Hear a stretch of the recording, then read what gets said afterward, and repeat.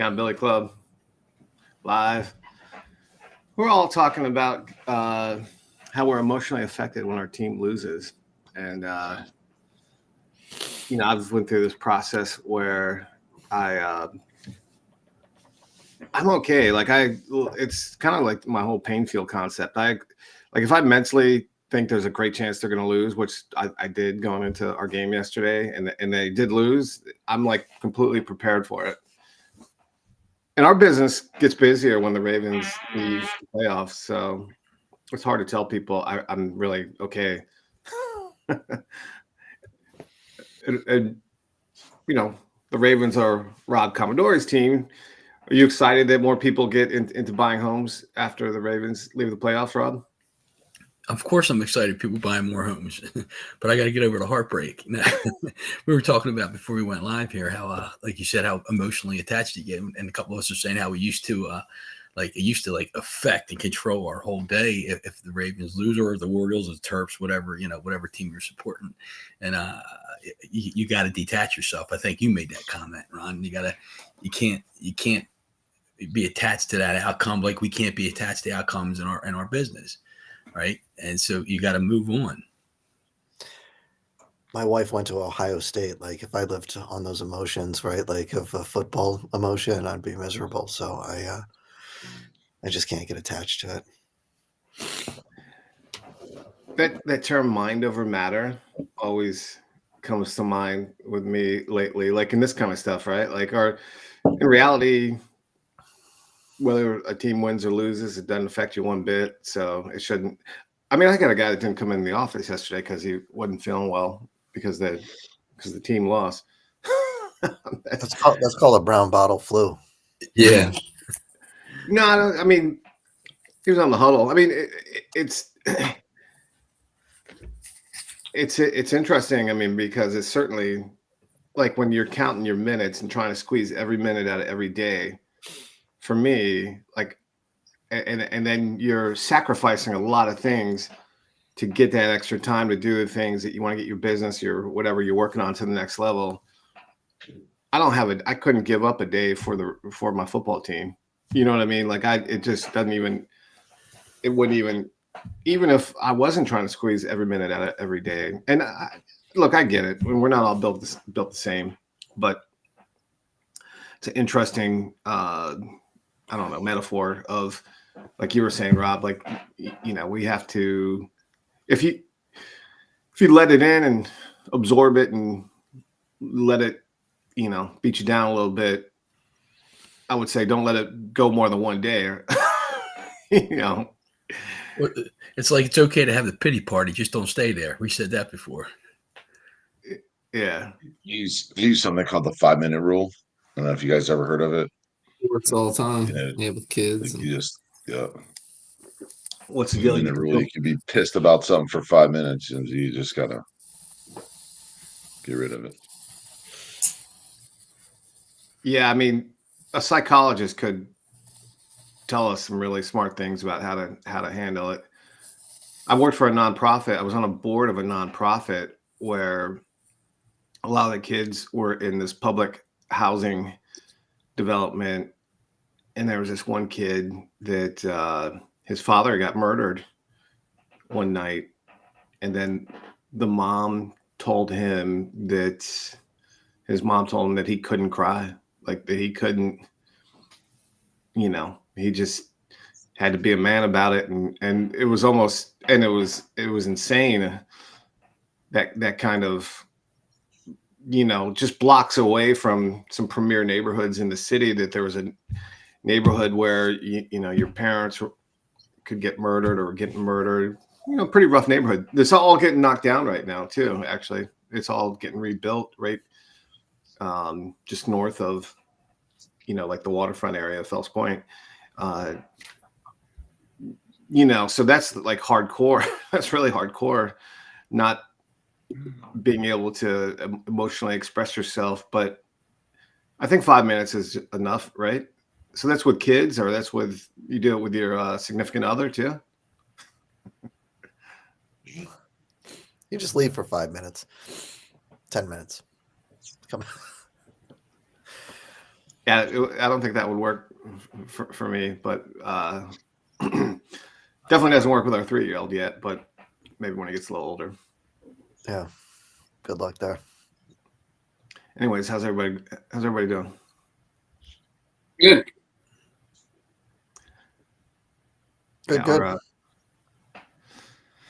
Our dog is sick, so I was up all night. Oh, Sick dog. And then had 5 minutes to fix the tech issue, which is working. Yesterday, the last 2 days, things weren't working that good, but sounds good. yeah. I mean, Yeah. I updated Chrome, and I reset our Google Mesh throughout the house and all that kind of stuff. So fixed it. Then you feel all like you're a techie, although you know you're really not. You sound like the tech guy to me, Ron. Me? Yeah, you sound like a tech guy to me. Well, it's fake it till you make it kind of deal with that. So did I miss anything last week when I was out of town? Any new people join? Any new challenges, or was it just a matter of just the daily accountability? Anything? I know that's the big part of it. I just I didn't know if I missed any key takeaways that anybody wanted to summarize real quick before they tackle the day. There's some people that jump on. Christy, I haven't seen her in a few days. I don't know. Josh jumps on, but no, I mean, just look. The whole idea of this thing was just to get the morning started. Hopefully, have a useful little conversation before we run off and do whatever we're working on, right?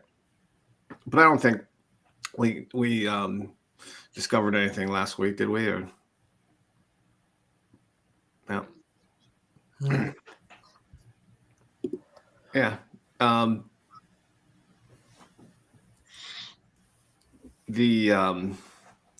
If there's anything you guys want to talk about in the morning, like anything you guys want to bounce off anybody's head or share, or anything you're excited about, feel free. This first 10 minutes of the morning, like I'm up clearly before 4:30 for a little bit, but it takes me a little bit of time to be actually functioning. It's part of the reason I get up early before my kids normally to begin with. So it's valuable because you're just, it's the domino effect. You're getting the feet on the ground. You're then getting downstairs. You're getting in front of whether it's your laptop or whatever else. And then after this call, then it's like today, I have a good bit of administrative client stuff to do that I'm going to get it done along with the other items I'm working on. But that's not going to, again, it's not going to leak into my day. So that way that, 8:30, 9 o'clock, it's all business development. So I have a little bit of even though I'm an early riser, being an early riser is one thing. Being a functioning early riser takes a little bit of time for me. So, yeah, I'm usually awake. I've been up all night and my brain's not working right now. So I would say let's end. If you guys want, let's end this call. We got a couple minutes.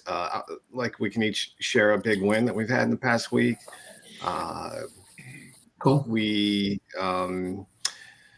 My big win was my son is getting better.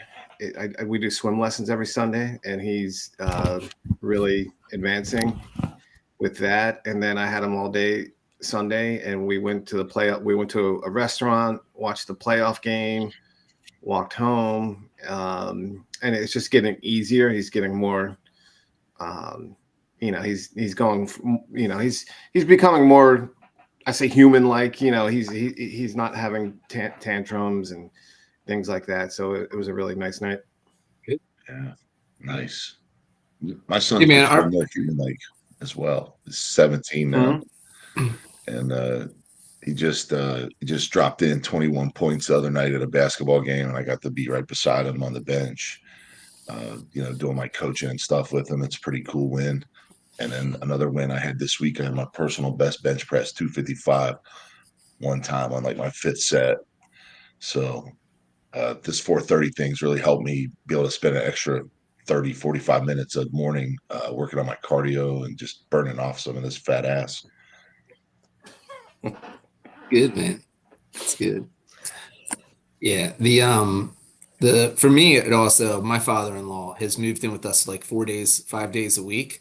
So our win has been just getting in a better, rhythm with schedule, man. It is adding a new person to your lifestyle is not, I mean, you guys have all do it with the kids, but it's just tough. And so I feel like this last week we've been able to do that.